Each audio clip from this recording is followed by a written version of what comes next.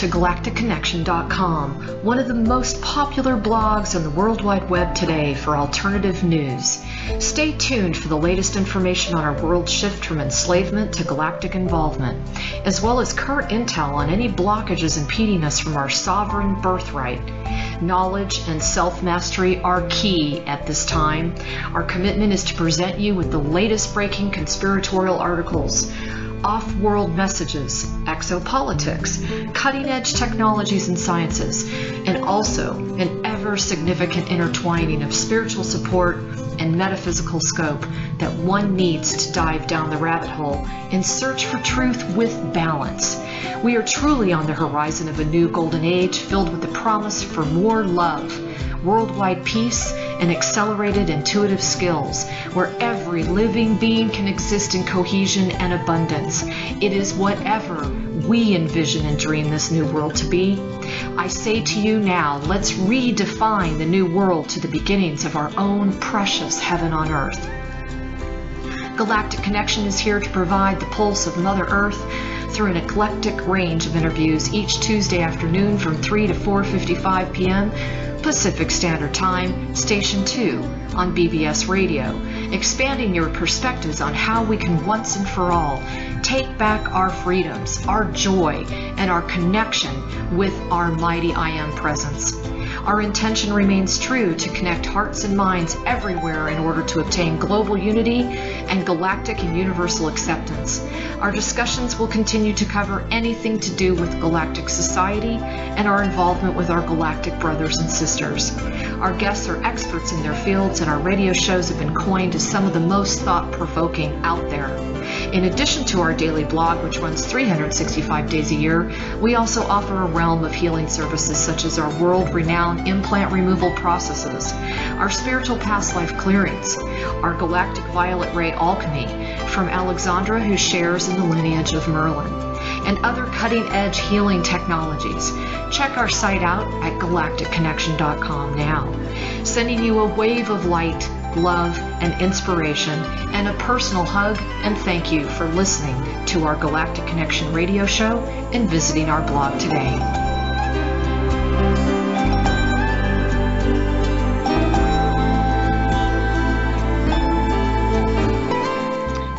Good afternoon, everyone. This is Alexandra Meadors of galacticconnection.com, and I just wanted to say, hey, we are all going in a bunch of different directions with these new CMEs that have hit the planet, big time. Have you noticed that the demonic extraterrestrials are on the high, call it, swing? I mean, the stories I'm hearing, I just heard them even from my girlfriend, but there are so many stories out there that I'm hearing from emails all around the world where the line is really clearly getting cut. The line is being drawn in the sand for what is about to go down. You're going to start noticing that if there's any weak links around your intimate circle of friends, even at work, etc., you're going to have people just really spinning out because the light is, well, let's just put it this way. It's making many uncomfortable with themselves. So you're really going to start experiencing some right out of the clear blue, unexpected, possibly backlashes, a lot of passive aggressive behavior. I'm getting this myself in one situation. And I do want to clarify with everybody, I'm not moving again, like I said in my last interview. I just was moving a garage. And so what I meant by that was like moving again. So I just want to stress to everyone, no, I'm not moving out of the house that I'm in. Anyway, this is a pre-recorded interview for November 10th, 2015, and I have with me, as promised, Johnny Alpha / Captain Jack, and we are going to continue going down this bizarre pathway of what really is going on out there in space. In particular, his fascination and experience was with the planet of Mars. But he doesn't really have a bio. He's been kind of a very behind-the-scenes kind of dude and doesn't really want to be out there in the mainstream media per se, but really wants to get some information and truth out regarding disclosure, stuff that he's been sitting on and has received kind of the green light to let's just say release this information once and for all. I think he kept seeing a lot of information being put out there that was a bit upsetting to him because he didn't feel that it was all truth. And of course, on the one hand, you'll notice with Jack, he's very willing to be open to other people's, you know, experiences. But on the other hand, there are some things that he just feels flat out very, very cut and dry on. One of them being from the last interview, us coming from a hierarchical species of insectoids, which he refers to as the trisexual race. So we're going to go ahead and dive back into that. Did I get that right? Did I get that right, Jack? Absolutely. Okay. I don't really have names for all the different aliens. Yeah. Yeah. And, you know, one of the things that I received right out the gate from feedback was, are you serious? This guy doesn't even believe that the Queen of England and the presidents of the United States and the heads of all these countries are flesh-eating, blood-drinking, you know, non-human beings, that they do participate in child sacrifice and satanic ritual, etc. There is a massive amount of information to support that that is going on. So Yeah. I think all of us want to hear from you. Yeah. Why you don't feel that's going on, number one. And number two, yeah. well, let me just say one more thing. I noticed that Randy feels the same way, Randy Kramer, and there's something about you guys that have been in Mars that you seem to know that we don't know. So I'll just shut up now and let you answer that. Well, what we know is that we do the dirty jobs, so they wouldn't be doing that. We'd be doing it. We'd be in on it. We'd know all about it, because those people are surrounded. Once you're inside the so-called intelligence community, you can't just wander around being some world leader or some big shot and not have people all over you know what you're doing everywhere you go. And so if they were going to be, you know, gathering up babies to munch on or drink their blood, we'd be in on it for sure. We'd be out doing the dirty part of the work, you know, standing outside the building, or we'd be in on it because we did all the dirty jobs. And they used to come around and look at us like, holy cow, there's those guys that do the crazy stuff, not the other way around. So if there's, you know, a secret ring inside the secret ring, then maybe some of this did happen. The other reason it would be that it's not a human-based activity, and that would go back into history way back to the very beginning, where there was such insane gatherings, but they wouldn't be at the behest of some politician or a family member who's on a really nice gravy train there and really doesn't have to go out and risk everything that they are to do some crazy ritual that I can't see really much reason for, unless you're some kind of an alien being inhabiting the body of an actual human being. It's not something people do or could get away with. The exception to that would be like the huge scandal that came down, I guess, basically around the BBC, although, of course, anything at that level is going to be jet set and worldwide. Gee, we started hearing about that in 1977, okay? That's a long time ago, back during punk rock. We started hearing that mention that this stuff was getting a little too far out of hand. And it ended up there was one or two, and one in particular, really genuinely crazy psychotic person involved in that allowed a lot of stuff to get out of hand a little bit too far, you know. And again, Randy tells you the same thing. It's not a human thing to do, you know. It's the kind of thing that actually adds weight to the whole theory of we have alien, basically insect-based or reptilian-based cruelty, because people don't do things like that. In fact, any of the politicians or royal type people that were around that I've ever met just seemed like part of show business when it came right down to it. You know, you brought up a couple of things. I mean, number one, nobody that has done their research actually looks at the heads of state, the presidents or prime ministers of countries, the royal family. They don't look at these people as human beings. Yeah. They don't look at them. They truly, I mean, even Princess Di has been quoted as saying that her husband was a reptile. Right. Well, there you go. There's, this is no longer human business. This is not us at all, right? If it's a fact that these people are possessed like this, well, then they've been replaced by some kind of alien creature, because I know that these people were completely normal people coming up through the system before they were the president, before they were the queen or the king or the ruler, or how it all keeps coming up. The latter, they were just hanging around, they were just like anybody.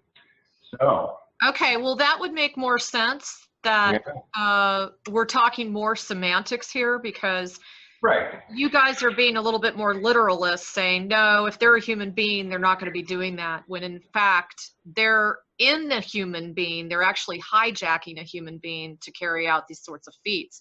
Now, you mentioned that there was this story where you were Jason and you were captured by these Pleiadian flying saucers, and they took you to they took you to some sort of kind of arena, and it was almost like a gladiator type environment, and they were eating the flesh of whatever beings they threw out into the middle. So it's a similar type of thing, That's the Jason, I call it, it's just a name. That's the stored psionic memory that you or anyone can experience. It's just like a movie. Okay, it's not anything to do with me. I just got to witness it, right? That happened in the ancient past, right after the planet next door blew up. We had the cataclysm and the first flood and all the damage to the earth, and human beings were more or less freed for the first time on the surface of the earth. And it was just a wild, savage, crazy time. And our Jason character was captured on the surface of the earth and taken up to Mars, viz. Hell. And anything that was taken up to Mars was taken there for a reason, usually to be put into combat, to maybe made to work, whatever else, right? They didn't just steal people for food, but once you lost your fight in the ring, what was left of you would probably, go down to be processed and eaten, right? So we've never been preyed on as food, right? Because these aliens that were here all along, well, they're more intelligent than we can even understand. They're very highly intelligent and competent at what they do. So they didn't just have mindless, we're going to take the human beings and eat them. There was combat and ritual, and we were like highly regarded pets on one hand and slaves on the other. Wow. And the eating of human beings, even by the aliens, was not really the reason for any of it. And so when you get to this story of the human beings and this crazy hierarchy that they're proposing goes back into history, these demonic, non-human rulers of our countries. Gee, if it's not true, it certainly looks like about the most serious attempt to destabilize an entire system. I can't think of anything much worse than your leaders and rulers are, completely evil. Well, anybody who believes that is just all of a sudden in a world of confusion. What's going on if our leaders are these insane reptilian monsters? It's not the kind of thing that any of us ever encountered. We encountered, little small occurrences of individuals who were out of hand and had maybe some people around them who were able to pull off some crazy stuff. Having said that, there are these insane gatherings and meetings sometimes that happen. And I'm not privy. I can't sit here and say that I know what everybody else is doing or what George Bush is doing or these people whose names I just threw out as an example. You don't think that, you know, they're responsible running the show if, you know, behind the scenes. If they are, it's because they've been taken over somehow by this incredible force that people have a very hard time believing is real. You know, so they'd rather just say, "Oh no, it's these evil people and they're reptiles." I think that's a little bit too easy. You know, Jack, a lot of people are scratching their heads all the time trying to figure out who is really running the Vatican, who is really on top of the puppet strings of those guys.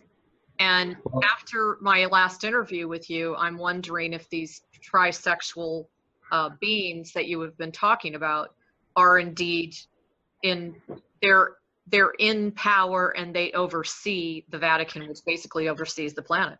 What do you think about that? Well, okay, not quite. We have to go to the so-called saucer aliens, who are the ones who were here all along. And I don't, you know, there's maybe 57 varieties of aliens here, and we can talk about the greys and the humanoids and the other insectoid type races that are not so primitive and aggressive. And also the fact that for the last 100 years, the saucer crew have really mellowed out. I mean, I don't know how else to put it.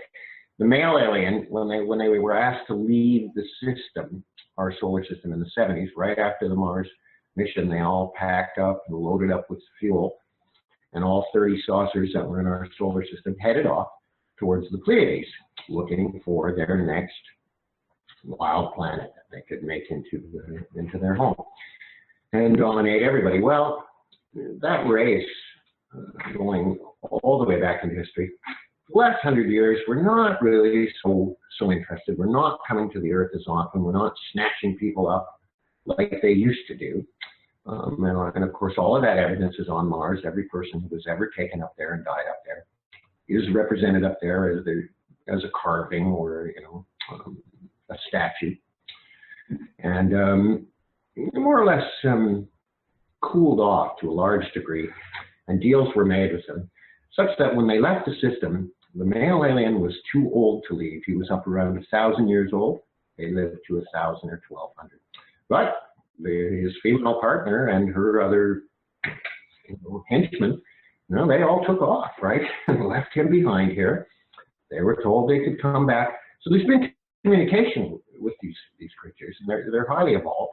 They are our allies now, and from what I understand, there's 3 of them left around this solar system. Wow. Okay, and they'll be younger ones, right? Maybe only 100 or 2 years old. No, Jack, hold on one second. Can you clarify for me?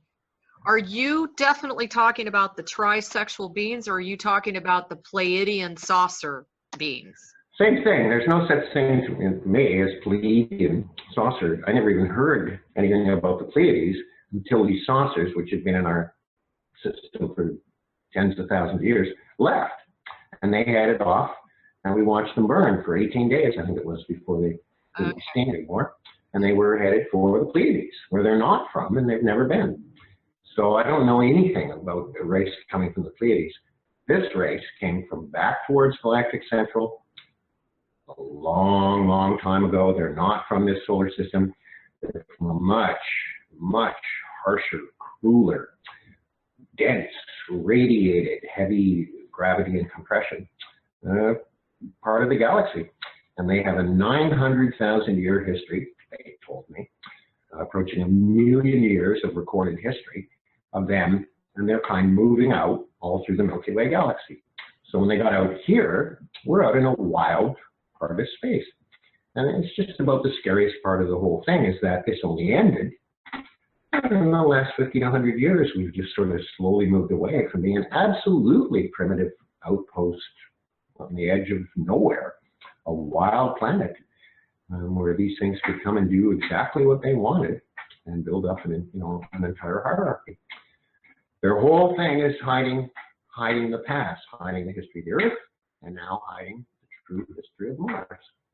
So are you, Jack, are you saying that they are our allies now? And really? Okay, so they're our allies now. They would not be as aggressive or dangerous. They're not allowed by Greys and others who can spoil their fun. Okay. They can't come in here and snatch up human beings in numbers and take them up to do crazy things on Mars anymore. And they haven't done that anyway for quite some time, right? Near the end, I remember they were told, you can stay here, but you have to follow the rules. You can't steal cattle. You can't come down and, because they need food. They are predatory and carnivorous and huge and aggressive, and in certain ways. But of course, much more intelligent than us. So the whole thing is very hard to grasp. There could be this superior race here all along who would hide their own presence, And I don't think they've been able to influence us so much. But a terrible thing happened when they left, which is void was left behind. I mean, they've been here. This has been their place all along. So the instant they leave, something else will come in, or else they will come back disguised as something else on this psionic level. Okay? We can't compete on, and that's why we have to have Greys and other humanoids and other aliens here in order to be able to match up at all, even to just be able to stay aware of what's going on. We need help from races that can deal with this. Like you can hear them talking about the new science of psionics. Well, they had that mastered at a higher level than we can grasp before human beings ever had speech. That's just the way they are. They had galactic space travel, and they had this incredible psionic power all along. So we're just catching up to even understanding what they are. And I think now that we don't have open conflict with them. But I will say that right through my own life, when those creatures supposedly left this solar system, in fact, something else may have just stepped right in and said, oh boy, that huge, powerful, gigantic presence that's had this whole solar system under its thumb for tens of thousands of years is gone. Well, we're just going to step in and start taking over people and trying to, make this their planet, So it's either them sneaking back in or something like them, and that's in the dark side. Okay. That everybody knows is out there, that people have endless experience with and can't identify, because we don't have anything to, since our history is a complete lie, we don't have anything to pin it to. And it's so difficult. It's part of disclosure, which we have nobody has any experience on how to do what we're doing right now, or what we're trying to do, which is like, okay, we're trying to disclose all of this to billions of people. Well, nobody's ever done anything like this before. So there's no program, there's no answer, there's no manual how to do it. That's right. Yeah. So when I start I have to be very careful not to spread out and try to, bring in too much stuff and start generalizing about these creatures. They're very real, and they're very, very intelligent, which means a highly evolved sense of humor and everything else. Wow. So back when, just so people don't think there's monsters out there, way back when this was happening, 40 or 50 years ago, the deal was all done with them, and they understood. They said, yeah, okay, we can't come down and eat you, or take your people, or steal your cattle, or anything else, If we want to have fun, if an alien wants to party, he can go into the ocean and fight with killer whales, or come on the land and battle with whatever he wants, because they're really physically dominant. And, the Earth was pretty much freed from them just coming here and doing what they wanted, which is what they've been able to do since the beginning of time, People don't want to think that we had giant insect-based life forms. Don't think bugs, because they're much, much more evolved, warm-blooded creatures than we are. This is what's hard to understand when you look and see a giant insect life form. It's not a bug. It's a warm-blooded creature with maybe 500,000 years more evolution than we have. I actually thought about our last interview, and it was, in some ways, it was very logical to me in the fact of how the planet is created and what it begins with.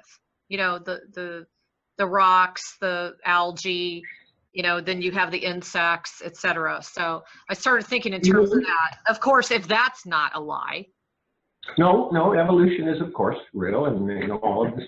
I'm not anti-science of any kind, physics, biology, chemistry. Any of it. It all makes sense, and it happens concurrent with these more advanced races that are out there, coming from you know, as you go back towards the center of the galaxy, everything gets millions and then billions of years older. You know, it all formed and was happening, you know, when we were gas out here in this part of the. So this is what galactic connection is. It's vast. It's gigantic. Yeah. It's, massive. It's too much for the brain once you start to see the galaxy. I mean, the one person I know who got to travel to nearby solar systems, she left for about a week, 10 days. This would be in the 70s. And when she came back, it was a year later here. So that's relativistic, so-called time travel. Of course, it isn't. But anyway, she sat in her room and I said, oh, she's back. And I went in to talk to her, and all she could say was just things like, it was just so big and so amazing. They were building this thing between planets, and they were making this and that, but she could hardly talk about it. It was just, her eyes would just sort of roll off, and she'd go, oh, it's just so beautiful. It's so big. It's so complicated that, you know, and that's just neighboring space, you know, maybe 5 or 6 solar systems around us here. And that's what you have to end up looking at as soon as you've got more than the one race, which is all we had here, dominant for so long. Now that we've broken that, and it's been 40 or 50 years, it's still very difficult to grasp. It's like we don't have a point of reference, so therefore the brain is having a difficult time to register the possibility of it in the first place. It reminds me of that movie in The Secret where the Indians saw the ships coming to the to the coast, and they'd never seen a ship before like that, so they didn't even know, you know, basically most of them didn't see it at all. That was one thing. And then they didn't even know how to register it in their head because there was no point of reference. You mentioned something about the water bear. You were trying to describe him, and I went up and I looked at like a water bear under a microscope. Is that what you're talking about? Oh my God. Well, the male alien has a head at either end. Okay, big savage, monster head. And we've got some pictures from Mars. I'm going to put up that feature carvings of the male alien. Just, you know, the water bear is like one of the oldest forms of life that there is. And if you take sterile water and dust that's been in a cave with no life for 20,000 years, you have water bears within an hour or so. So there, you know, life is like that all over the galaxy. It's the same as it is on the Earth. It's you know, it's everywhere. And so, yeah, the very simplest life forms, like water bears and some of the microscopic creatures, are in fact just as successful elsewhere. So basically, it's like a water bear that has an extra, or some creature like that. It looks like a turkey louse too, if you want to go that way. But just to give them an extra few million years to evolve up to warm blood. Oh my God. From heavy gravitation and heavy radiation, and you've got these life forms, right? In fact, it's absurd to assume that any of the life forms that we see on Earth, which is tens of thousands of variations, specialized creatures, why wouldn't it be exactly like that all through the galaxy? And of course it is, you know. So it's quite logical that a creature like a water bear would be much more highly evolved than us, since they've been around very, very much longer. And the female being a wasp-like creature, well, same thing. That's a very successful, powerful, primitive life form that there's no way it's not going to survive. How they ended up trisexual with the third member being the serpent, I have no idea. That's the galaxy for you. It just doesn't care. Now, when you say, okay, a couple questions. So when you say trisexual, you're talking about this third being is an actual separate serpent-like being? Oh yeah, it's like their pet. It would be like your dog, you know, or your but much more part of the. And there's carvings up on Mars, gigantic ones that can be seen only from the air. Of the three of them in a ring, and you can see the telepathic energy going around. That's part of their union, right? But the serpent is more like a pet. But in that, it doesn't have the appendages to help fly the spaceship. It takes two of them to fly. The male is downstairs, and the female is upstairs piloting the saucer when it's all those 20,000-mile-an-hour turns and stuff. There's some talent there. There's an ability there that we don't have. But the serpent creature would be, you know, in a saucer, but then they might park in the clouds, and they might get out and just float around. And they can do that in this field around the saucer. I saw that. It was just like, wow, it's sunbathing, you know, in the cloud. It's sunbathing. Saucer, well, it's hovering. Then they might come down to Alaska and swim around a bit, and people will, look, a giant snake in the water in Alaska. Huh, what do you know about that? You know, it's like, wait a minute, that can't be a reptile. What's it doing in Alaska? That's such a trip. Now, the water bear kind of looks a little bit like, well, almost kind of like an earthworm. Well, no, I mean, there's so many different microorganisms. Okay. That at one point somebody was saying it had features of turquoise. It's just a huge, unique insect, you know, and this life form, and so is the female. It's like a wasp, but is it a wasp? Well, it's kind of like a beetle too, and that part is almost like a spider. You can't say, oh, well, that's, you know, a variation of something we have on Earth. It just doesn't exist. So, well, what do you feel caused them to become so aggressive and wanting? Not even that. It's the early galaxy is just savage, brutal place beyond our ability to understand. And even their flying saucer was so simple. It was like crude but very, very powerful. And they just never changed it. You know, the way they would take off, and you can see on Mars the little craters with you can tell which ones were their parking places, right? And they would just take off from the ground. They'd skim forward 10 or 20 yards and lift off, right? Never occurred to them in 10,000 years to build some little legs or wheels or make other gizmos, because they were just the supreme predator, and there was absolutely no need to change anything, right? So insect mentality is very different, highly logical. They don't make mistakes. They don't lie ever about anything. It's just alien consciousness. And that's why are they so aggressive? Well, they're not. They're just, why are human beings so aggressive? We think we're not, but our actions prove otherwise.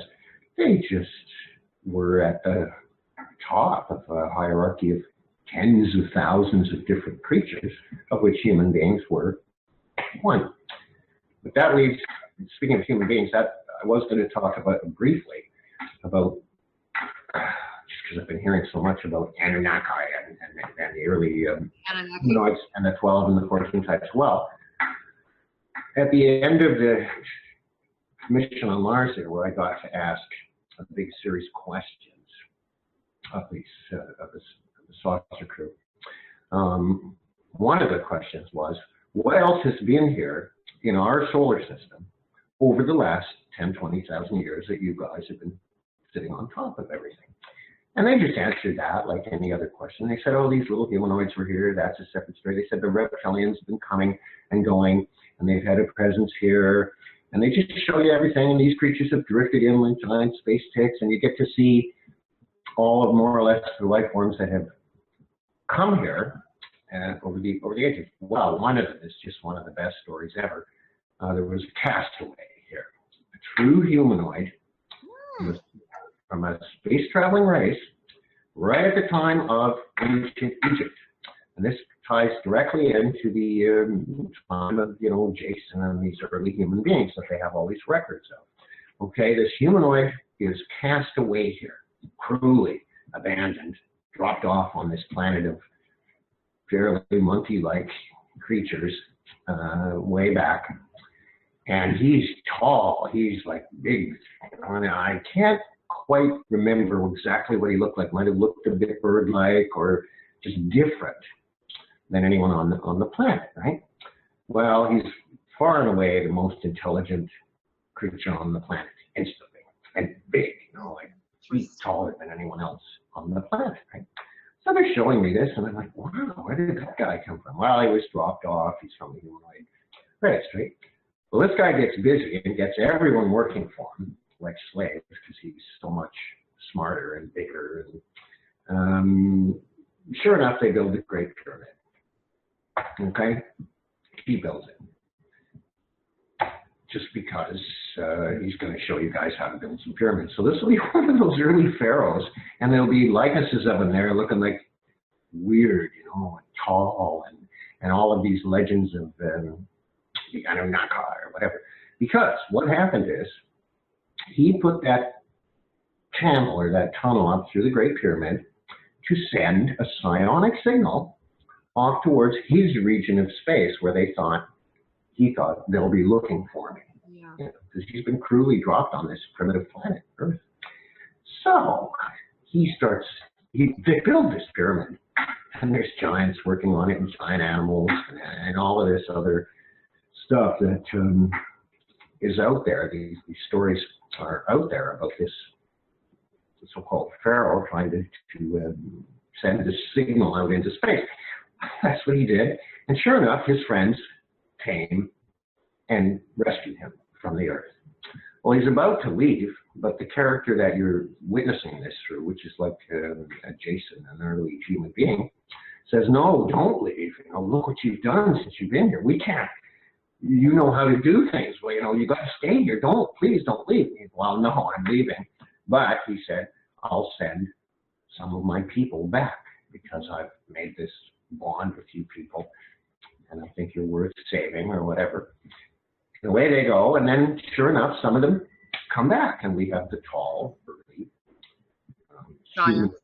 different DNA coming on in to the Earth, right? So something started at that moment that has turned into. And this was what, ancient Egypt? That's right. The guy built the pyramid. Apparently, he built the Great Pyramid. Just because he could, and just to put this channel in it to send this psionic message. Other than that, the Great Pyramid, of course, was, for crop storage and a few other reasons. We know what it was all about way back in the 50s.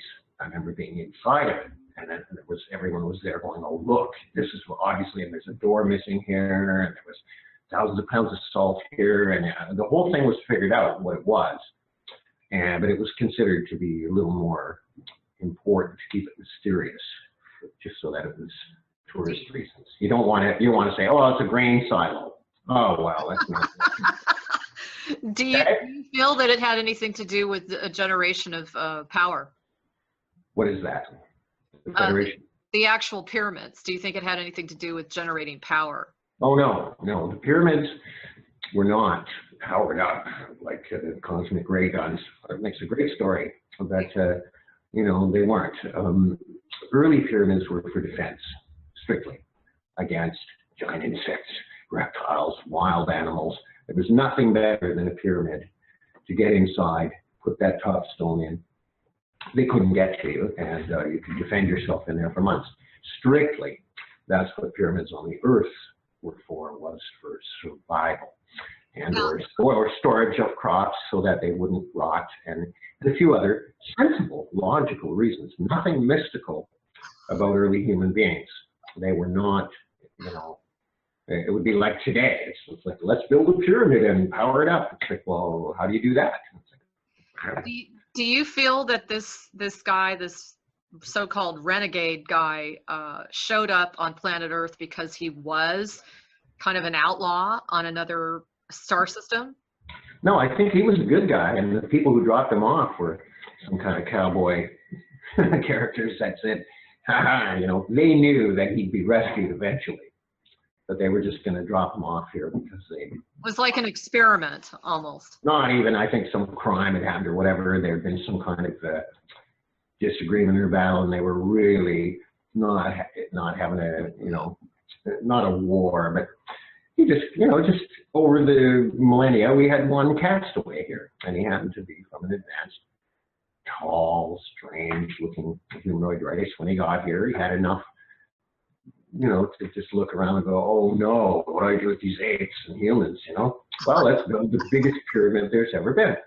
He either built it or he went in and, you know, put that tunnel in and did a whole bunch of other stuff that human beings were not capable of at that time. So we were boosted technologically and scientifically at that time. But that's where I was shown, anyway, that the whole different DNA coming in, and that human beings were maybe this tall, you know, within 100 years of that would start becoming a lot more varied and probably more intelligent and evolved because of this influx from this one character. Hey, Zach, what time frame are you thinking of? Because what we're being told is not necessarily what's true as far as what time frame ancient Egypt really was. Well, it seems like everything's compressed the way when you see it from their viewpoint, it's just a few thousand years. Interesting. A big part of the cover-up is that major events have happened in the last few thousand years, and there's more history packed into the last 10,000 years than we would assume possible. And the early history of the Earth is so much more going on, and at such a higher rate of speed, and with so many different life forms here that, you know, according to our story, no, everything evolved slowly in stages. But there was a time, of course, when everything was here at the same time. The giant reptiles, the giant insects, the different types of humans, the travel back and forth between the planets was all happening here, and it was so spectacular and, you know, big that it's kind of almost depressing to look at it now. Wow. How incredibly barbaric and crazy and wild the early galaxy in the solar system was. It's just like, you can't believe a lot of it. It's when you see it, it's just like, it can't be anything that big. You know, you can't have a planet blowing up, and you can't have all of this stuff. But apparently, that's our true history. You know, as opposed to this dream world, which has been deliberately all along erected just to keep us a cow planet. God, that's a very interesting concept. This Wow, is a big, I gotta really process that one, because, you know, I mean, we are in the virtual rate. It's not coming from my mind, right? I'm trying to just tell you what they show this to you. It's just like they're showing you, you know, normal, ordinary, daily occurrences for them, which, you know, back in an earlier time, there was no law or anything like it. There was no limit on how big creatures could be, or how, you know, how gigantic of a war they could set up, or what they could do traveling between planets and so forth. As soon as you admit the existence of these advanced creatures back at a time when we were primitive, that's pretty much what reality was, as opposed to this tiny little planet of, you know, us evolving up with nothing else happening at all. We've been alone all along. That doesn't make any sense to me, you know, anymore. It's almost, you know, what popped in my head after you said that was, if we are in this virtual reality, if we are in what many refer to as almost like a dream-like state from the real reality, then were we put there basically because we all got out of control? We were all creating crazy, barbaric, savage type stuff, and they've been trying to clean things up so that they could kind of put, you know, it's like the bad kid that got put over in the corner until the time that they could deal with that bad kid. Well, when I say barbaric and cruel and nasty, it's not. It's just like, again, you know, insect life forms, they're not big on feelings as we know it. You know, they're quite highly logical and intelligent, but not really. I don't know, if you'd lived to 2,000 or 1,200 years, how would you look at these little slave creatures that only lived less than 100 years? You know, it's like the dogs or the cats. Yeah. So it's just a matter of complete indifference to them, and it was only when you know, it became necessary to cover up their presence that they did so. On Mars, they didn't have to really do that. They're doing that now, and they've been doing that steadily since the 70s, covering it up, cleaning it up, changing the records, changing the history. It's exactly the same as was done on the Earth. And before we were on the Earth, of course, we had 10,000 plus years on the sister planet to do exactly the same thing. So they've done this with human beings and similar creatures multiple times. You know, they go through 10 generations of us, and they're still fairly young. So that's hard to grasp too, you know? Are you saying that they've done this?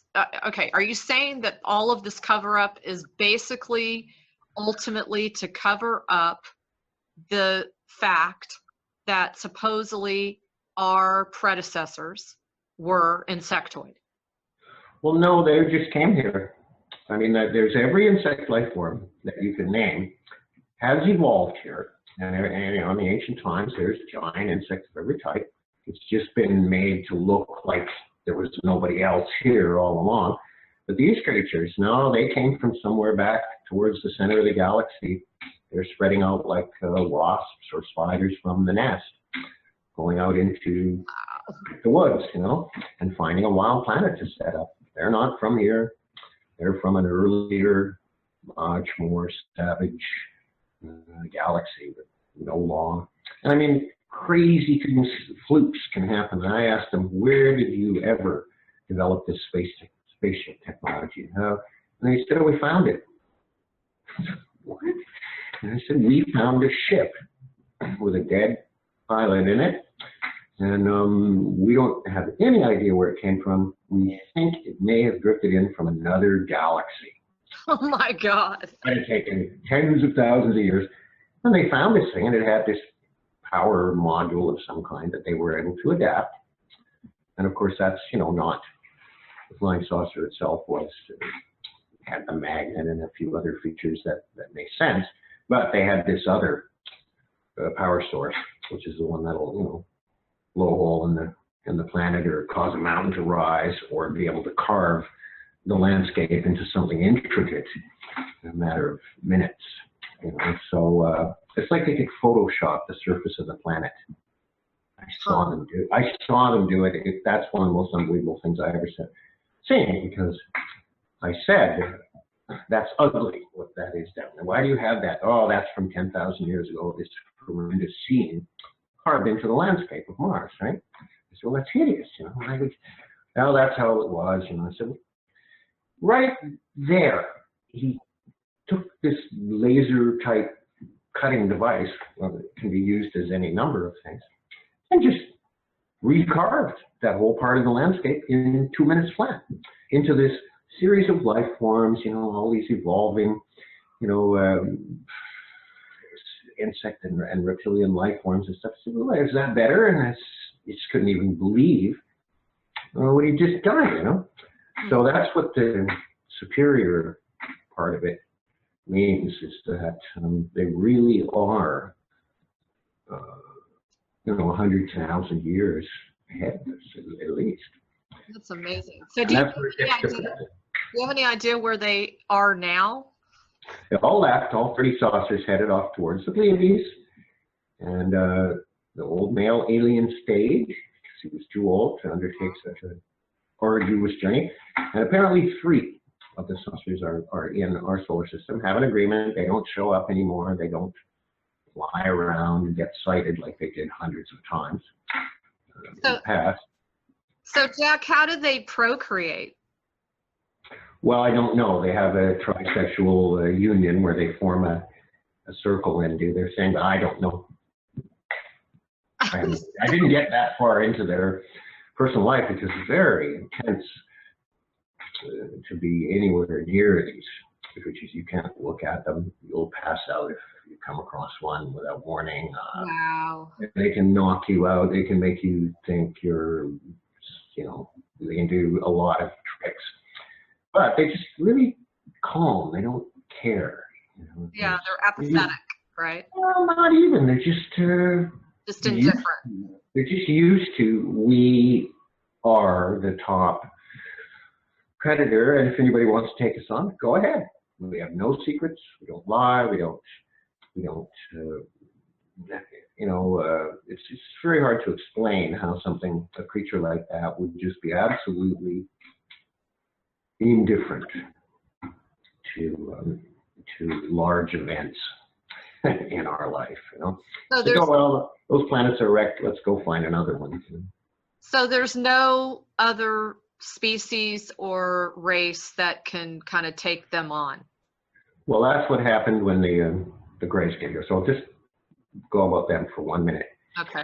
First creatures that we thought were trying to get in touch with us were, I have trouble with the word Greys, right? Because people envision these gray, tall, skinny guys who maybe, whatever, right? But we didn't know from that. We had these balls of light hanging around, okay? And they were seen and seen and seen.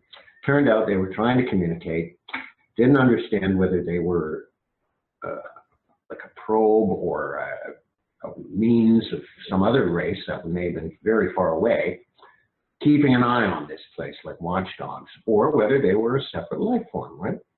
Well, they, in order to communicate with us, since they don't use sight and they don't use sound, as we understand it, they built a body to come down. And it was a little guy with a big head. And they were attempting to build these shell bodies and come down to the earth and find what it's really like to live in this three-dimensional, communicating with sound, using vision to move. Because they don't do that, which is not really that strange when you consider that most of the life on Earth is below the level of light in the ocean, most of the biomass, and that it's bioluminescent. It's completely alien, different way of communicating. It's the same with these creatures. So they're going to make these little bodies. Well, this is where I ended up doing one of them in, and I think it's the first one. Because what happened was, a strange thing that'll help explain the mind program a bit to people.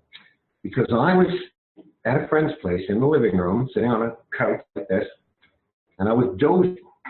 Now, somehow, we were in between being on, or, you know, doing something via the program where we could be doing anything at all, and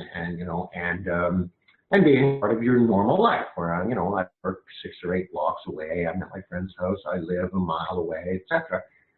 But we had been doing something involving, the program, or just whatever we're doing through the program at that time. But all of a sudden, I'm there sleeping, and I'm dozing, not actually asleep. And I'm not really in that mode.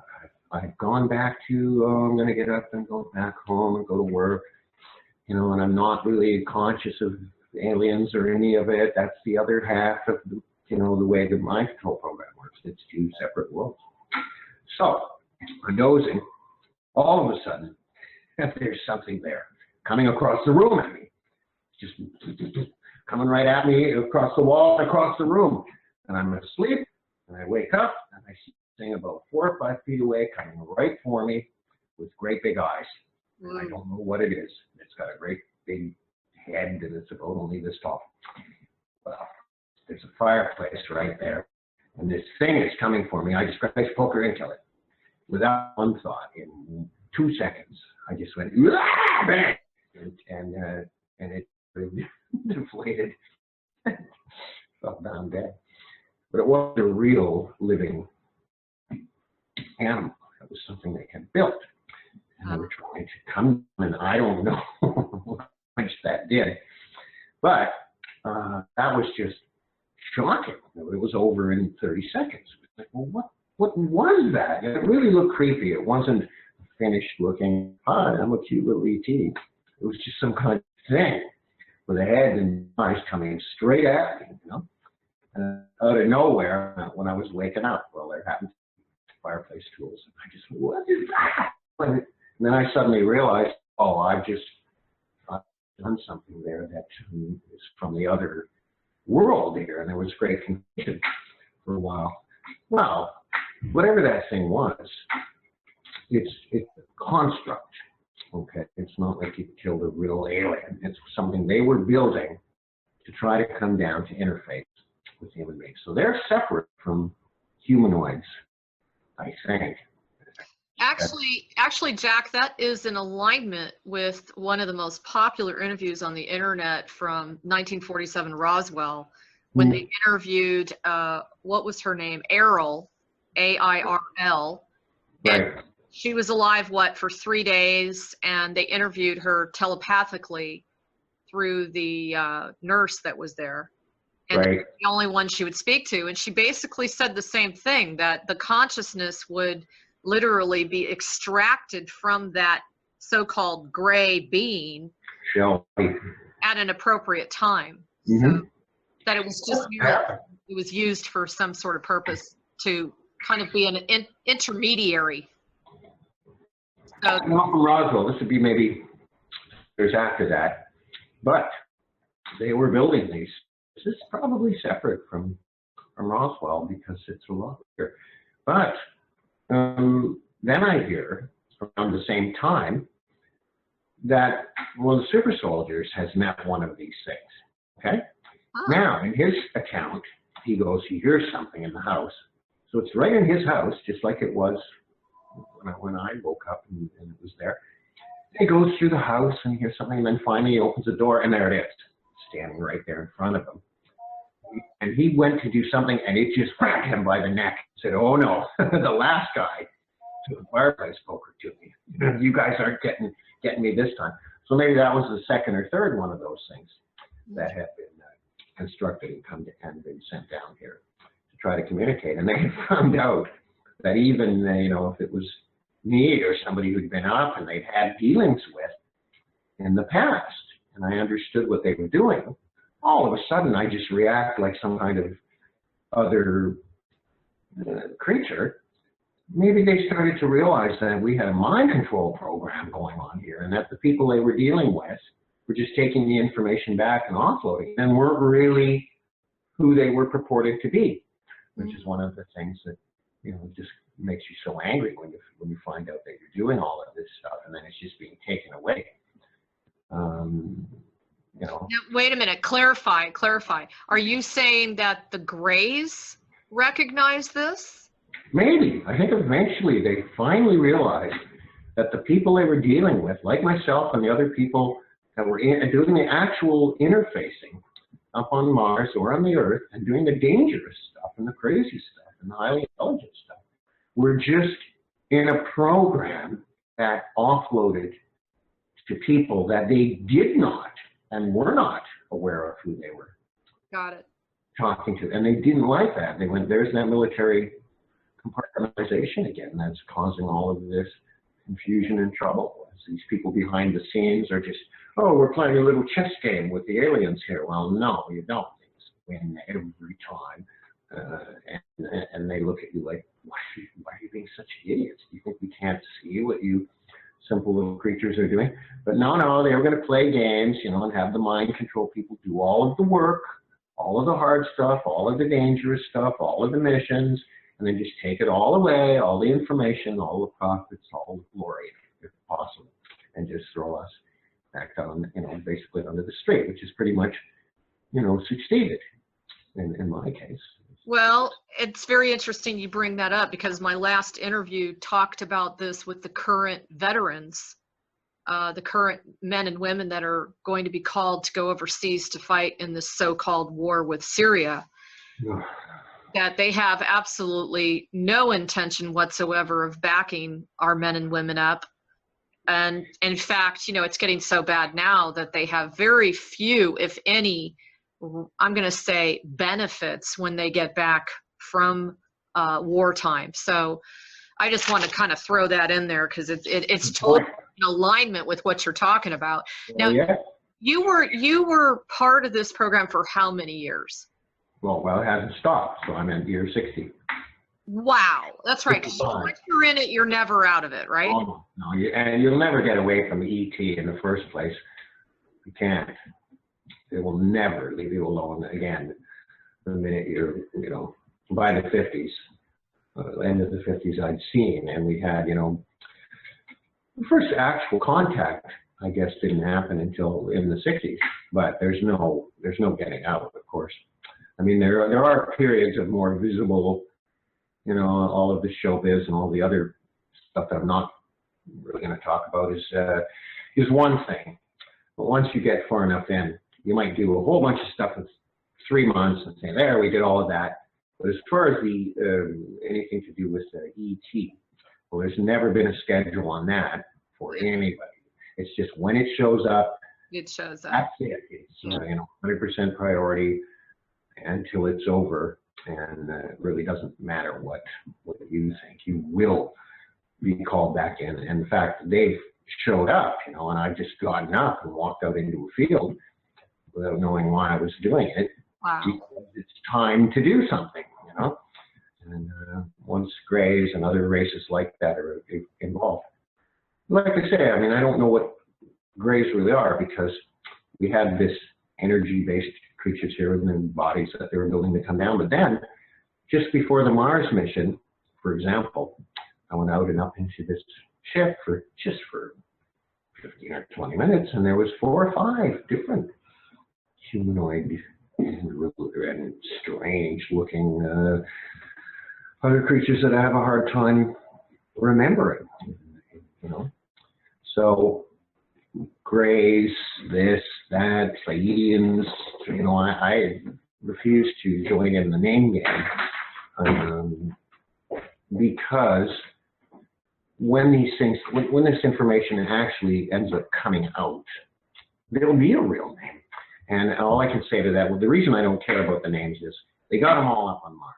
They know the name of our sister planet. They have a name for Earth. They have a name for all the different types of aliens that have been here. They've been set up basically tourists for a long, long time. So they have names and explanations for everything. So that's explanation that I don't need. Somebody else, this information becomes public anyway. It doesn't matter what we call them.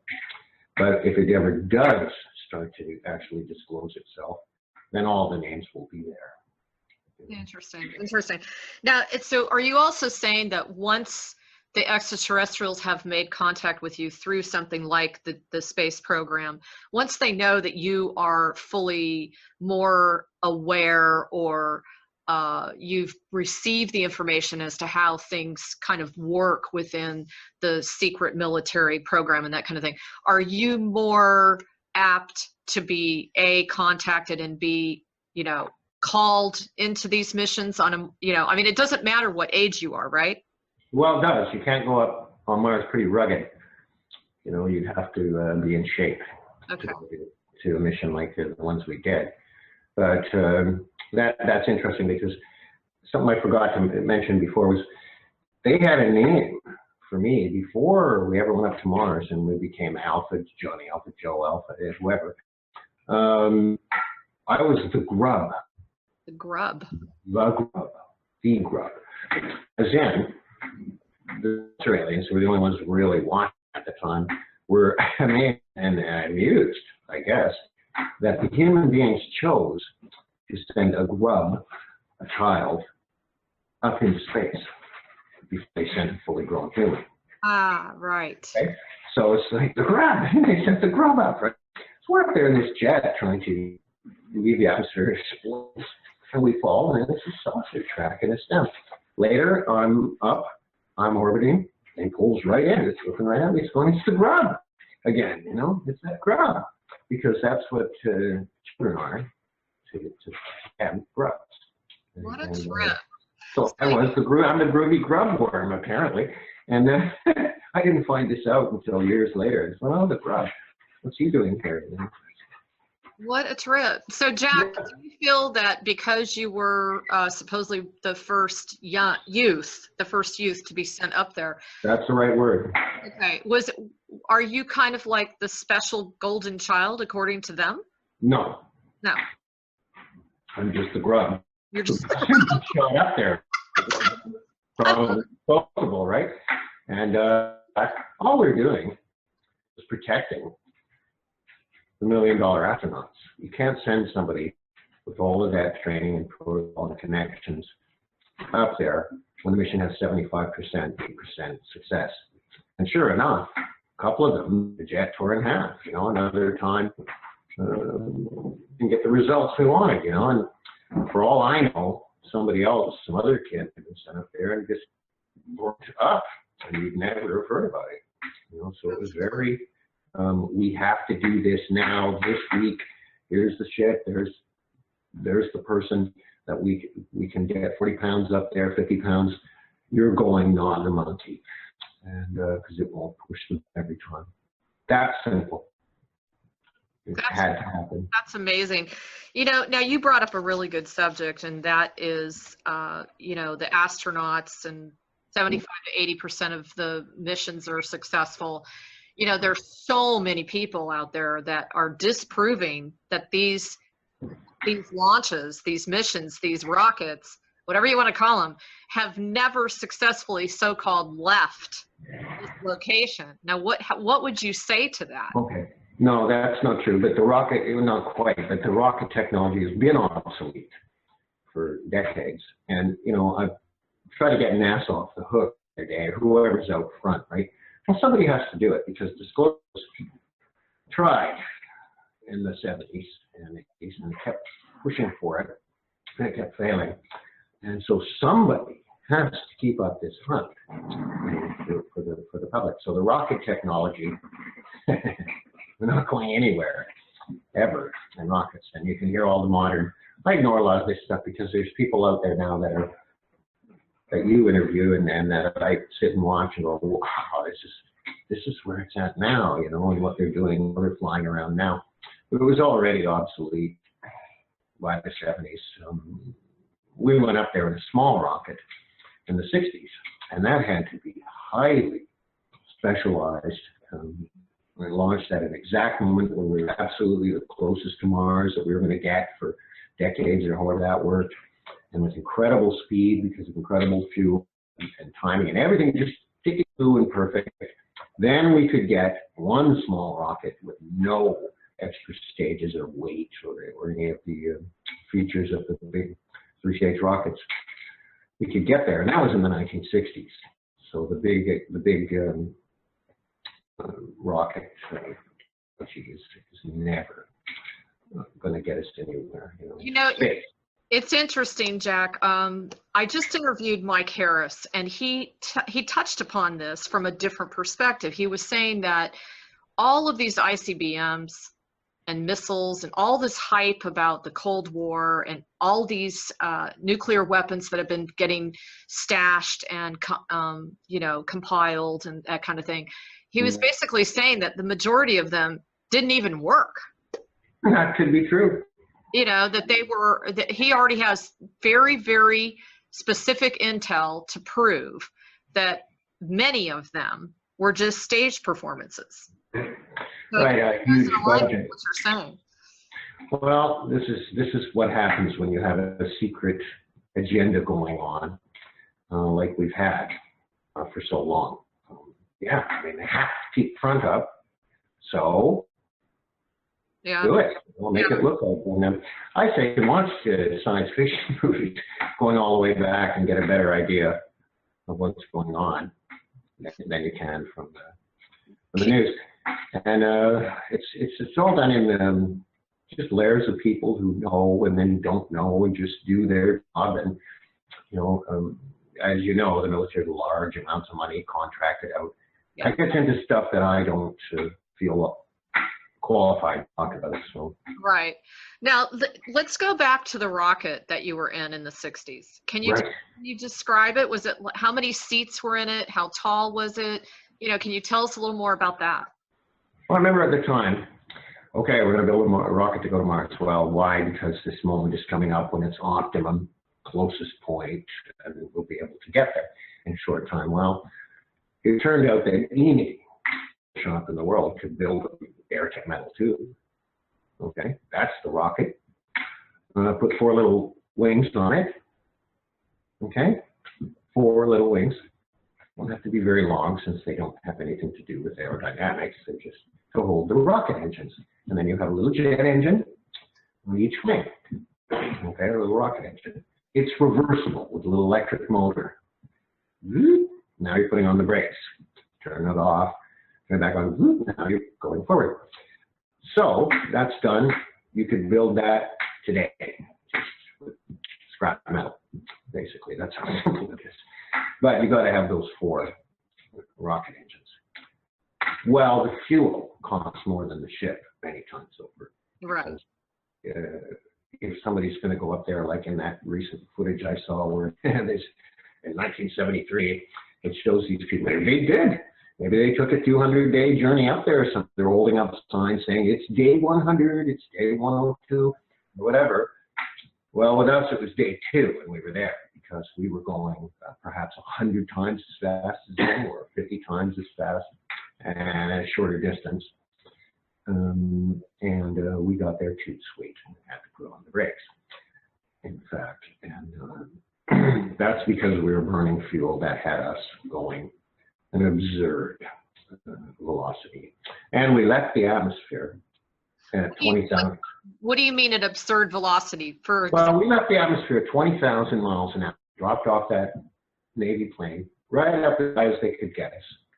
And we just dropped and went into space. So you're gone. You're 20,000 miles an hour. There's almost no air there.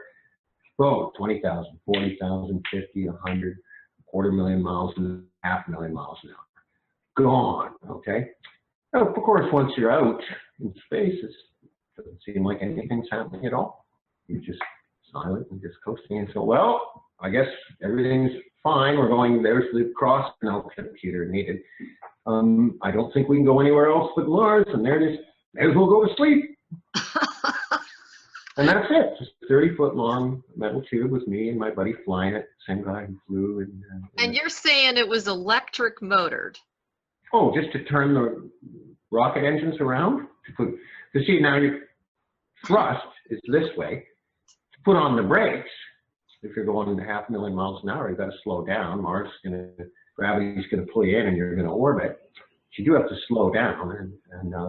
So there, to do that, you turn off the engines, flip them around, which is the little electric motor. We just turn the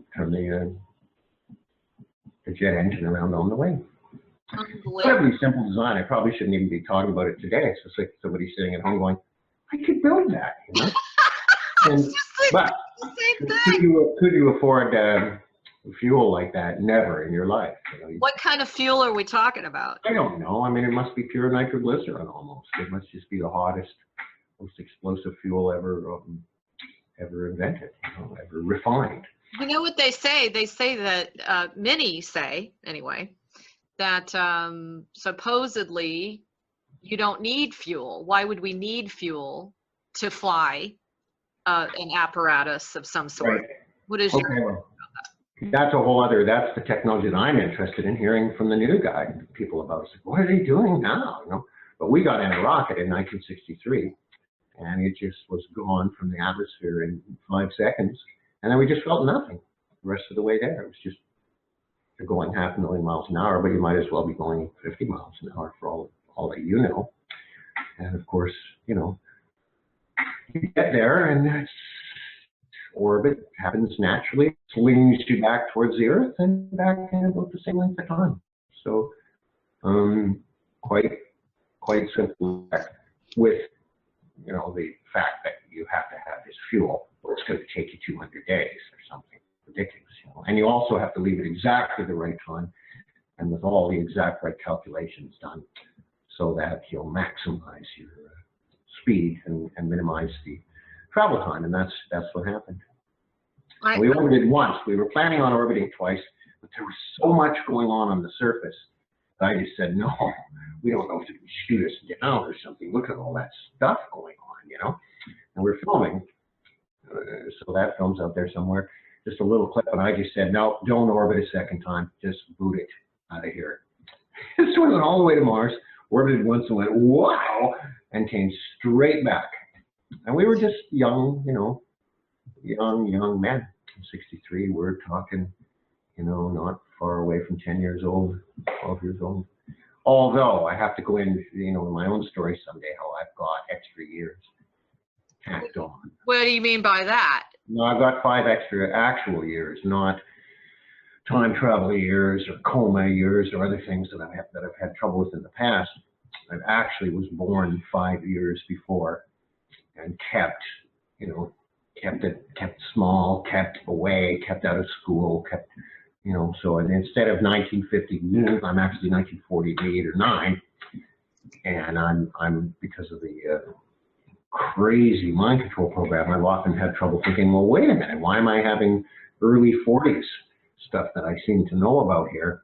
So for quite a while, I was confused. I thought maybe they'd added 15 years or something, or maybe I'd been in a coma for a long time, or maybe I had left the solar system and come back and added a few years in that way. But in fact, I think they just managed to tack, you know, 4 or 5 years and get 4 or 5 extra years use out of me when I was young. Keep me small, keep me busy. There's ways to keep kids from growing really fast. And there was a lot of surgery in my early times. So A lot of surgery? a lot, like 14 times, you know. Well, wait. You don't just drop that bomb. What do you mean by a lot of surgery? Oh. Because To change my appearance. wow. Okay. I've heard some stories about this. Yeah. Now, is that because you were going in on these really dangerous missions? No, it's a moneymaker. It's a moneymaker. Like most of the mind control program. And people think this is all some kind of mystic, wonderful thing going on, all financed by the government and overseen by, you know, scientists and all the rest of it. Wrong. The mind control program is for 2 things, very clearly. A, make money, lots of it, as much as you can, okay, using people, okay. 2, control the population. So most of the mind control program, half of it was looking at population control. How can we get these bodies of people doing what we want, thinking it's their idea, doing what we want, you know, and that of course leads to more money because they will now buy what you tell them and so forth. So it's all about gathering money and acclaim and power and stuff that you haven't earned. And that's the worst part of it, is the people who will take all the acclaim as well as the money for the stuff that you did. You know, it's just like a completely parasitic system. Unbelievable. It's not good. It's not healthy. It's not run by the government. It's not a government program. Well, they were there, and it was, you know, if it wasn't for Ike Eisenhower, this whole thing might have just split off into a completely separate reality, and there might have been nobody ever show up to start talking. And it's all it is slavery out there, people. Kids, that's what it was. Coming from ancient times, slavery had people doing all of your work for you with no payment or anything at all required. You just had the full service of these creatures. Well, in modern times, it was a little, you couldn't quite do that so openly. So the mind control program picked up where slavery left off. That's amazing. I mean, like enslavement is like the core issue of all species, basically. I mean, it's amazing. You know, when you said, when you talked about the surgeries, have you looked at pictures of yourself as a child? Oh, yeah. Are they radically different than? Yep. Wow. Quite. You know, and that can be done. Boy, we could do things with photos. Don't forget the program. We just do every aspect of it, right? So the woman that I was traveling around with, she would have been one of the very first photo manipulation and video manipulation experts. I mean, we could go in there and really do some tricks. And I would end up in the newspaper and magazines and all of it, right? But yeah, it just gets depressing talking about to mind control Well, program. I'm sorry. I mean, at least. No, it's not that. It's just that all it leads you is back to groups of people preying on them. Yeah, I'm preying on. Quickly goes back before our time into a time when it was just like, oh, gee, that's really. Really sick. Well, and unfortunately, there's still that type of species around today, Absolutely. That's why you and I are talking about this. Loading on, surrounding somebody with talent, ability, and leeching off them and floating on, and having a system that does that of preying on more people. Hey, question. Clarify for me. You're with the secret space program. I mean, and it's not affiliated, or should I say run by what we consider to be the government. That's correct. The government is off the hook as far as a lot of the crimes that are around this kind of thing, because there'd be no reason. Like I said, those warehouses and stuff were in, you couldn't get in there. I can remember people like Frank Sinatra around there. You couldn't get near the building, let alone the end, or neither could the president or anybody, right? They really tried to seal it off and say, this is dangerous, this is classified, there could be disease, there could be anything, don't come in here, nobody's coming in here. And it just, I can't specify names because the people always were faceless, and uninteresting to us. They would just, we'd do one thing, another, and all of a sudden there'd be different people there. It was all just kept moving like an assembly line, so that you never felt like you were solid enough, connected.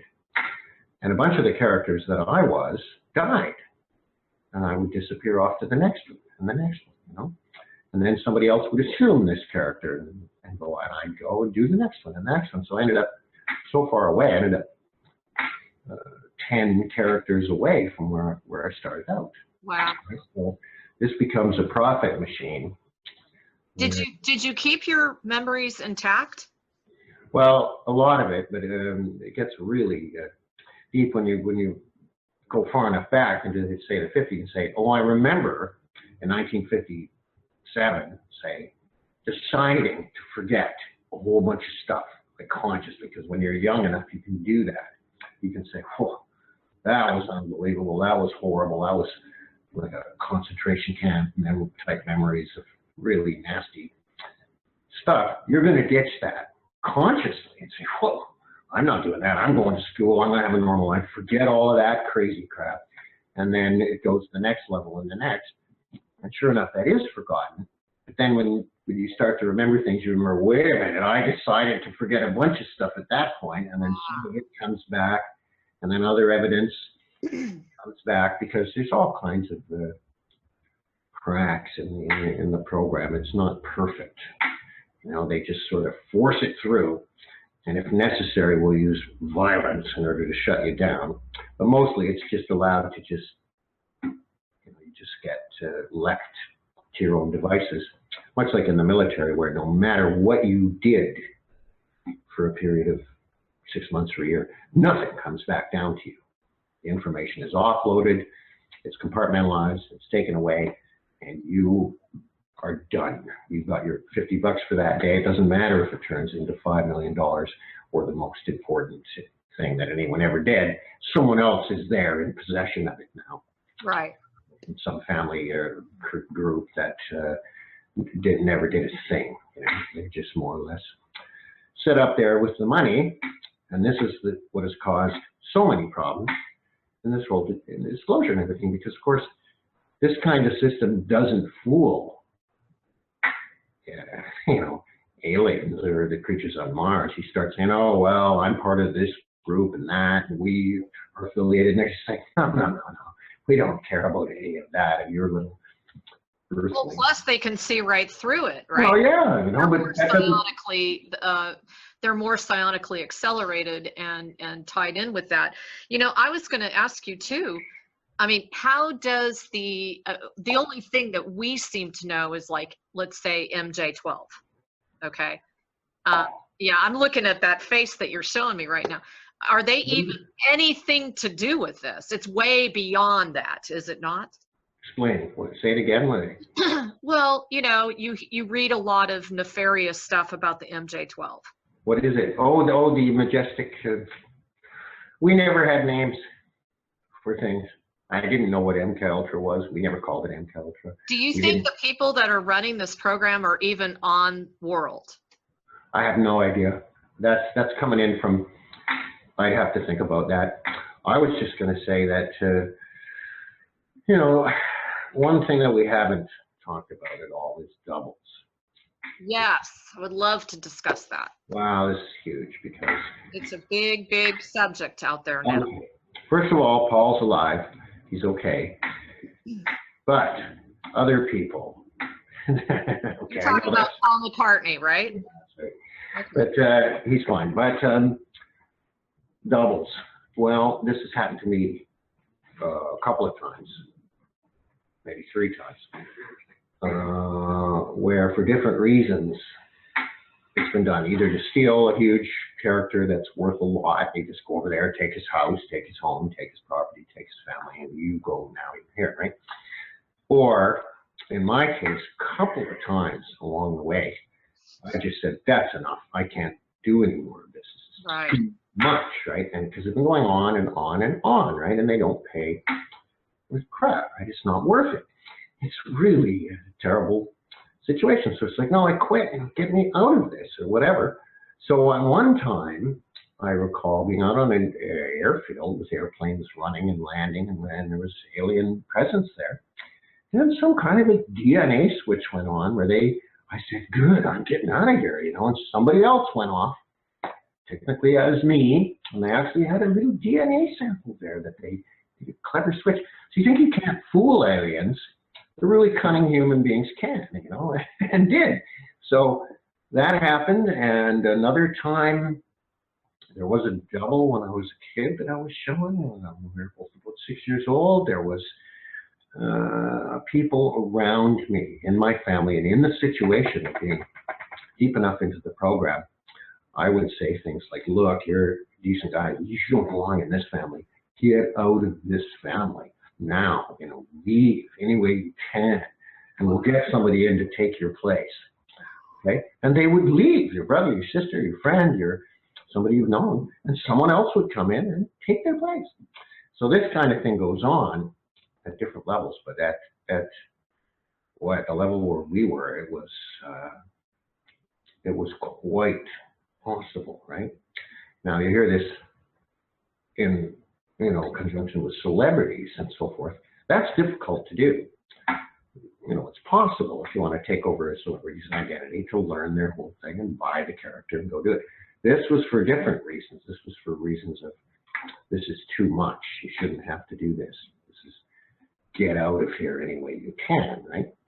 So you end up with people who aren't who they seem or who you remember they were. And they, you know, that memory goes along with, in the same way that the other mind control memories are ditched as you go along, right?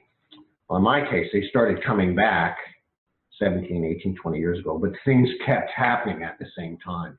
So I was just like that, you know, I didn't have a nice stop and then remember. I just had start remembering, but everything keeps happening too. So they made as big a wreck out of me as they possibly could. So that it would tie me up for an extra 5, 10 years. And you just never be able to get back at these people or these groups who so you say use you to profit to the term, you know, to the tone of millions of dollars. You know? Are you saying that you would literally find yourself living another life, another person's life, even though the memory of who you are and your consciousness was still with you, you would find yourself kind of getting into a place, you know, like today, you would wake up and find yourself in something you should have been experiencing in the other body? No, there's nothing mystical about it. It's just done purely for profit. You're going to double somebody, you're going to get rid of them, and you're going to take their life, which may include money and homes and connections and family and a whole lot of other things. Seems almost impossible, but it does go on. at this level of crazy intensity that we were, I would see somebody next to me and say, get out of here any way you can. You know, this is the worst place in the world. This is, you get away, you know, and they would, one way or another. And someone would come in and just become them and learn the basics of who they were and just go ahead, you know, and it's always done with profit. So Jack, how do you describe this as being different from, say, a walk-in? Say a what? Like a walk-in? A walk-in? No? What is a walk-in? Well, it's supposedly where they literally take over the soul. Oh, okay. The spirit takes over the soul. Possession, yeah, that'll be a high-end alien thing, and nothing satanic or demonic that I know about, because I asked them about this. And well, they're answering it. They're just across the room showing you places around the galaxy and just basically entering your mind and doing what they want and then leaving. And of course, there's all the other people out there who testified about grays coming and sharing their mind and sharing their life. It's quite possible they can do this, but they're not into coming down and possessing people. And you know, as far as I know. Jack, is it true that because you are part of the secret space program, are you basically kind of like, how do I say this? You're almost like a living library of information that they feel that they can just gain access to at any time, depending on whatever body it is that you were at whatever time. Yeah, everything I've done has been, we debriefed, you know, but then when these things come back down into our reality, start doing things, it gets over the head of humans, okay, as to what's actually going on between these races who are trying to move in on the earth, trying to take over control. I'm telling you that they came right back in through and said, asked questions of us like, how would you take over this planet if you were going to do it, you know? And the answer was obviously just take over the world leaders and get people in all different walks of life and communications and in government and in everything. And this is how it would be done, right? And you end up with the whole concept of the hologram projecting reptilian, which is actually just an alien consciousness using a body to come down here and just party, I guess, just to have power, just to have, you know, which is a bad way to look at it, you know, but that's, from their viewpoint, I can't understand what else they would get out of it, coming down here and taking over these simpler creatures and making them do your will. Doesn't seem particularly sensible. Right. It makes a lot more sense than believing in ghosts and goblins and demonic energy or any of it, as if it's some kind of big mystery. There's just these creatures who can do these things, and I guess they probably get enjoyment out of coming here and, you know, becoming a world leader, becoming a despot somewhere, or a dictator, or some great athlete, or whatever. But I don't really think it's a means of invading human beings and you know, I think it's just all about keeping us in the dark as much as possible. Well, and there's no question in my mind that, you know, the human race is a hot commodity.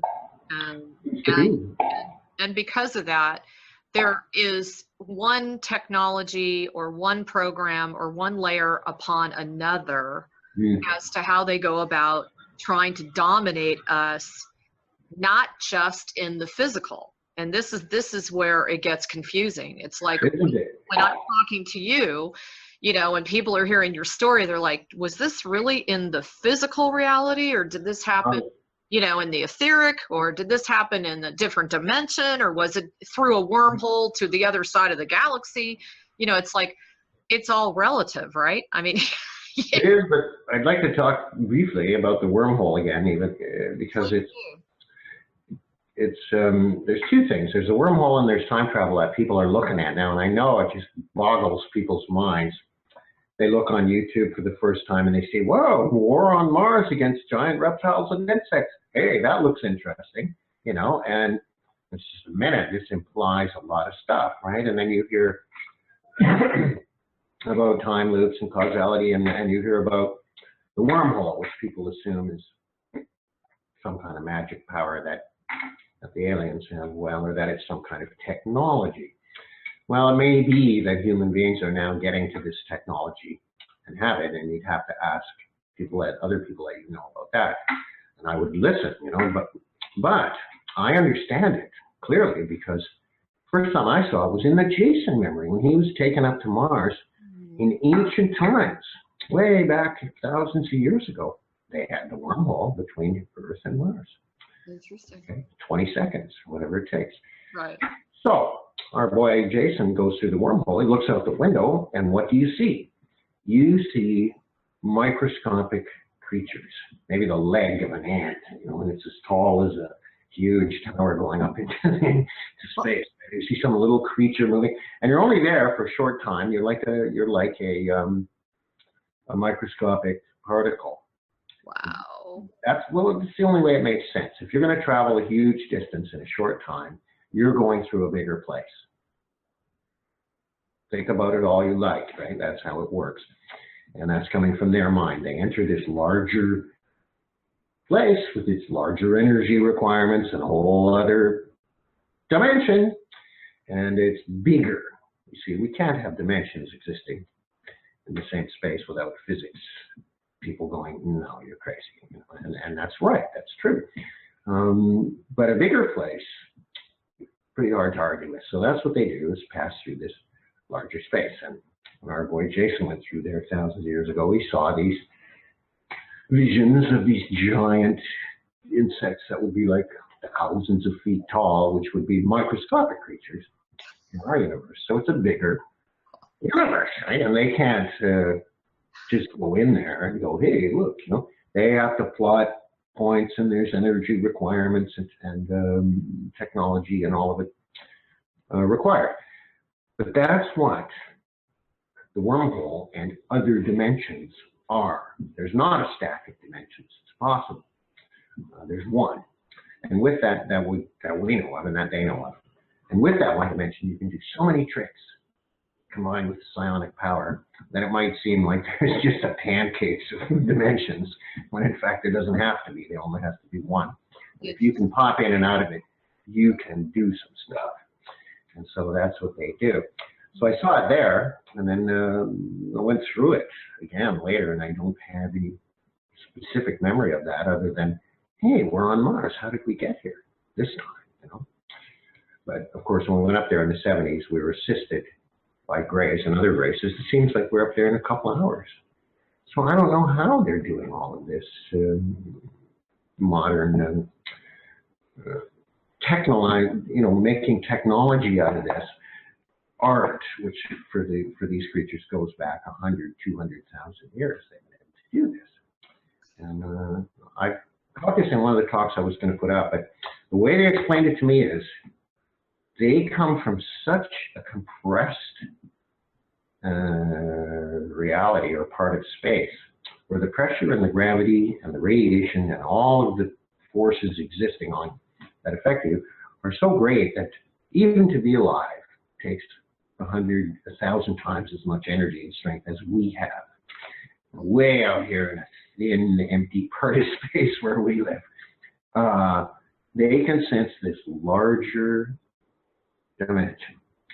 Okay, and based on plotting points and everything that you can hear the modern guys talk about, they're traveling through it. That's just to simplify it for people. This is not a mysterious thing here. This is scientifically, I hope, verifiable in the future, just like a lot of the other tech that the newer people are talking about. So anyway, once you can pop through that wormhole, you can't just blast off into the galaxy. You have to have traveled that incredible distance already and plot the points and figure out that there's nothing in the other dimension there that you're going to hit like a solid object when you go zip, zip, in and out.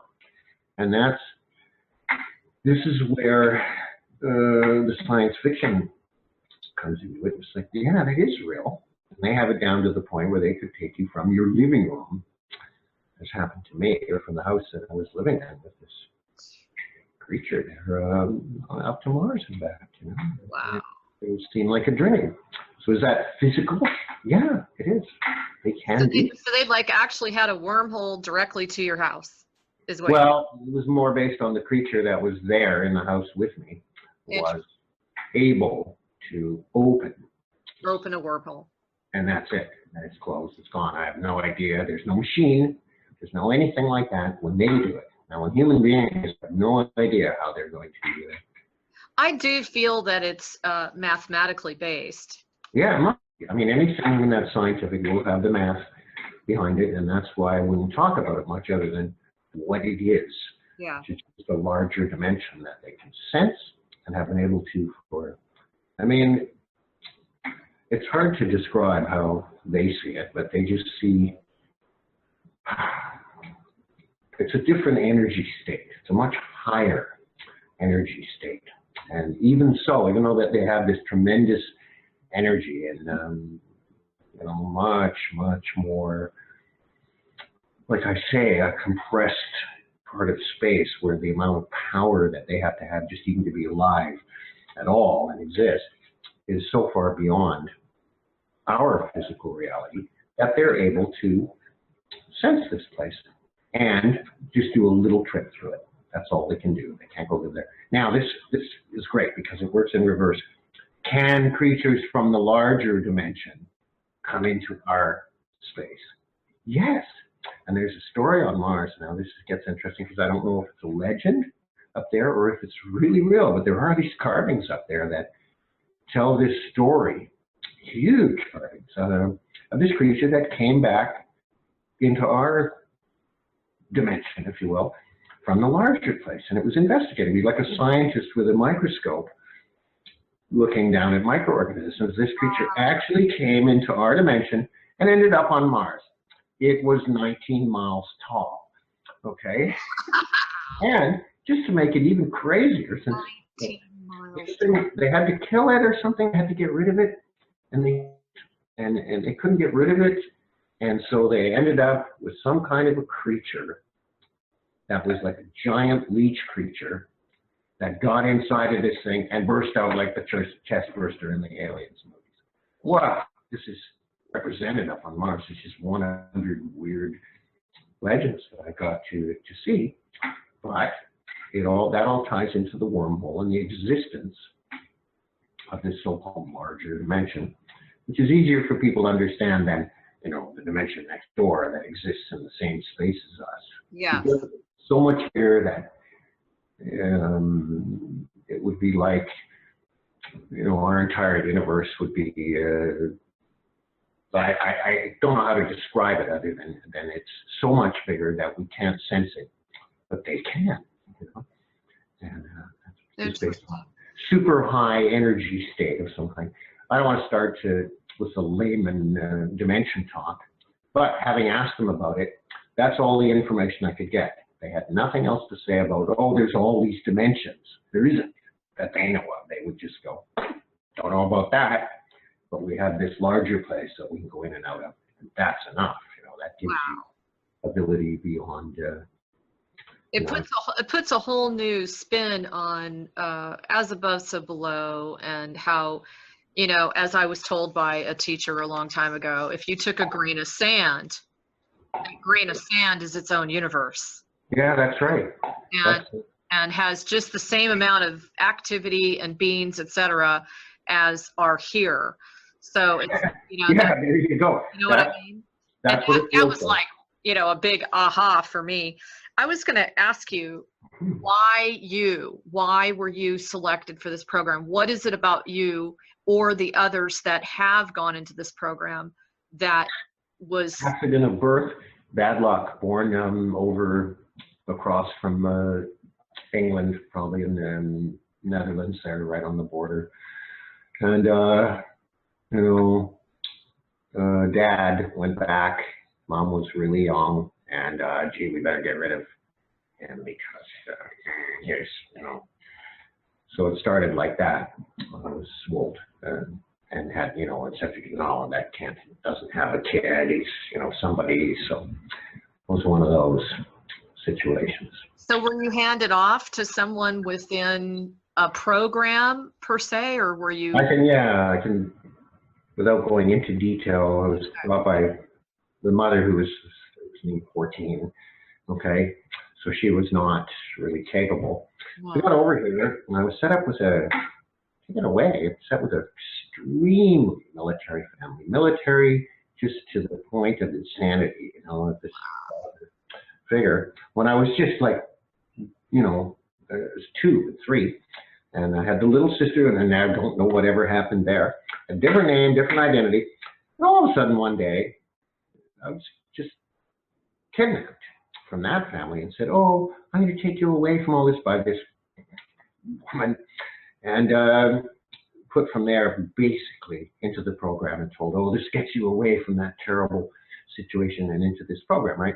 Really what was going on was I was being put through various identities in order to dissociate and get me away from the original connection to the big wig who couldn't have this child there happening, you see. So you become technically expendable. And of course, if, you know, even though you're supposedly somebody's kid that's supposed to matter, no, you know, because you're not,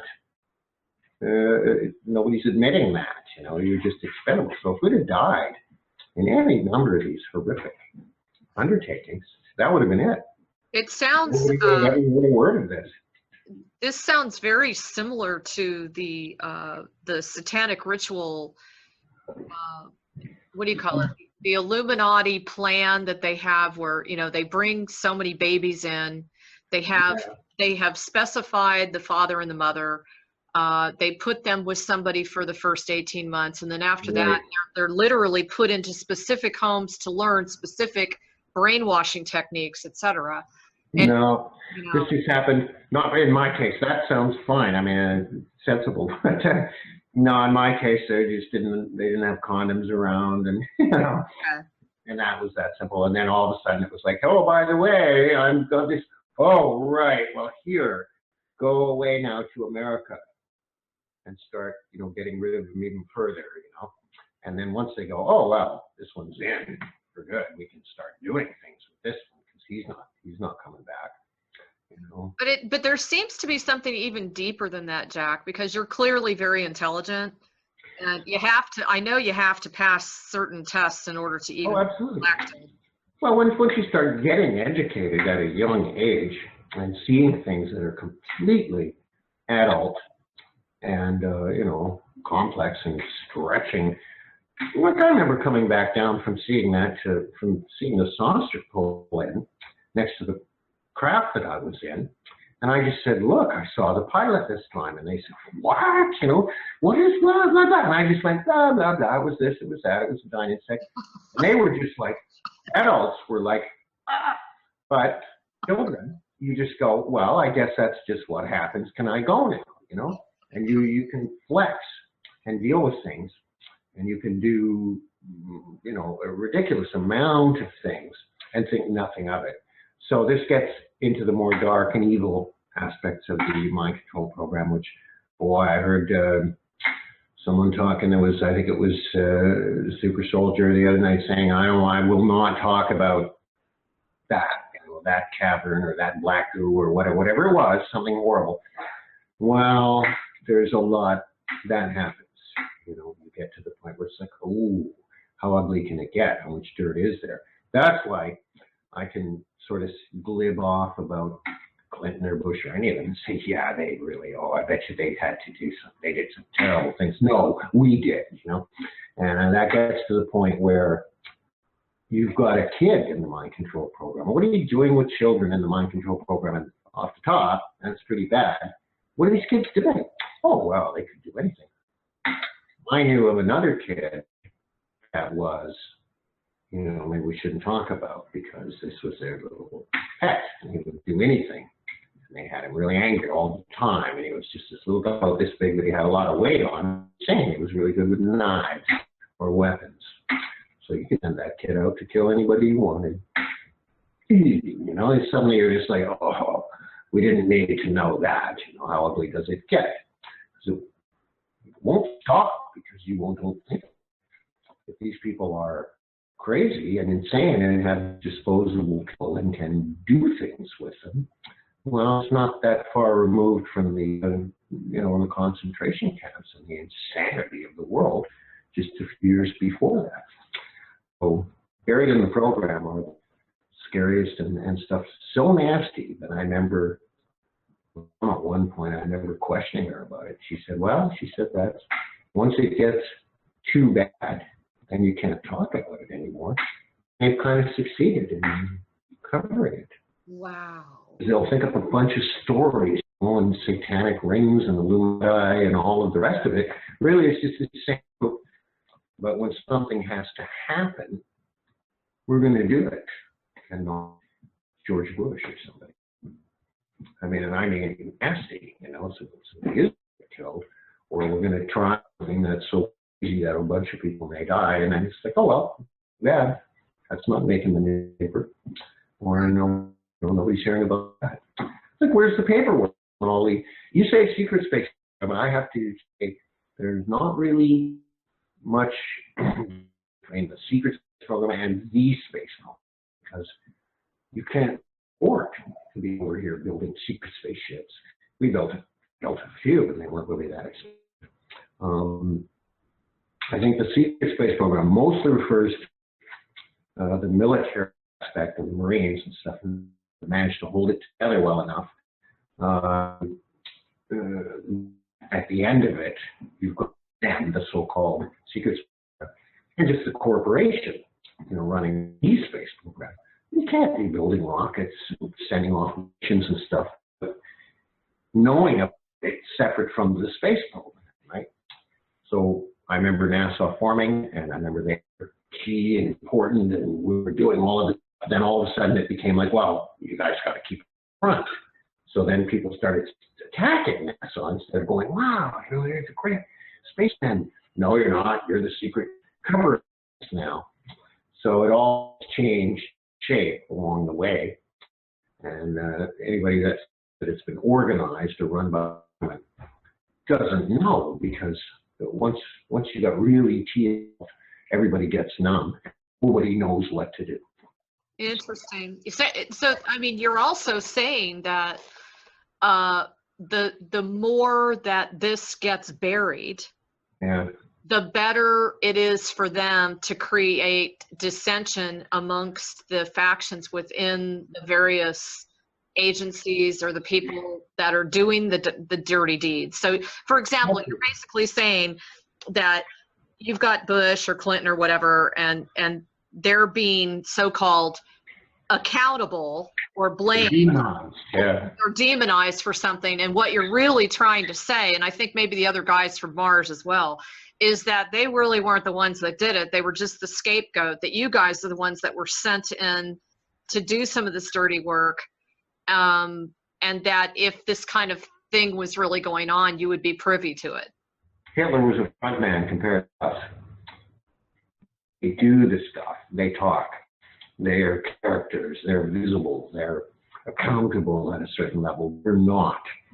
So a 6-year-old there that can go out and do horrendous crimes, and then we can have it devolve back to George Bush somehow, then fine. I don't know, but all of it, eggs in a basket, rule 1. Use as few people as possible to do a different things as possible. You don't want to always. That makes sense to me. Well, because I bet you anybody listening to this interview, which, by the way, I don't know if you've noticed, but since we started talking about this particular part of it, we've had a lot more interference in this interview. That's number one. So that's very, very key for me. But number two, they have stated many times that the key officials, such as your Obamas and Bushes and Clintons, et cetera, are all over the world, are continually cloned. Like there's so many of them, and that they're sent in, their clone is sent in so that they cannot be, the real deal cannot be assassinated. What do you think about that? Okay, I'm not big on clones of human beings. Too much trouble. You only need one double to effectively, or two. And it's just not as science fiction to go to that amount of trouble. Talk clones, so there are people that know about it and the percentages. And I remember hearing you could only clone so many times before. So I knew that information, but this was not about human beings. We're cloning human beings. There was no particular reason for them to do that. As I recall, up on Mars, it would be more like reptilian. Correct. I agree with that. I agree. Sent around the solar system, or I mean around the galaxy to do their missions, which I witnessed. That's just an unbelievable memory. I'll just get to that. Cloning, I leave that because I don't know a lot about it. I know that it was possible and I could only do it sometimes. And that certainly for a race, highly intelligent, want to be a spacefaring race, you would clone creatures and send them off to do your work. You wouldn't go yourself off in space for 20 years and through sleep and you know, in danger. Right. You would send out cloned reptilians, and they'd all have the exact conditioning and then everything right off the bat, right?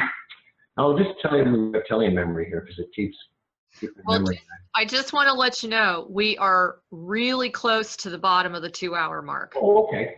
So, all right, we'll save that for next time. It's a memory of. Let's save that for next time because coming to the Earth, and it's one of the psionic memories where you're a person that is attracted to the ship and you're walking towards it. You're almost there when they end up full. They got enough human beings and they all just get back on board and leave. And everybody that's left standing around, and this is on the fringes of a war somewhere in the last few hundred years on the Earth, or maybe a little further back than that, you all end up just going, what just happened? Oh, yeah, that ship. Oh, well, we got this war. Let's go back to reality here. And it was a visit by the reptilian clone creatures picking up human beings. And you get shown this, and you think it's happening to you. That one gave me trouble for a while. I kept remembering that and thinking, what in God's name? Where am I getting that? You know, this was years ago. It was one of the first memories that came back. Do me a favor, hold on to that memory, and we'll dive into it the next time. So everyone, please stay tuned. If you would like to drop us an email or send me some ideas of other questions that you would like to ask Captain Jack, I call him Jack, or Johnny Alpha, please do. Feel free to drop us an email. You can leave us an email at admin@galacticconnection.com.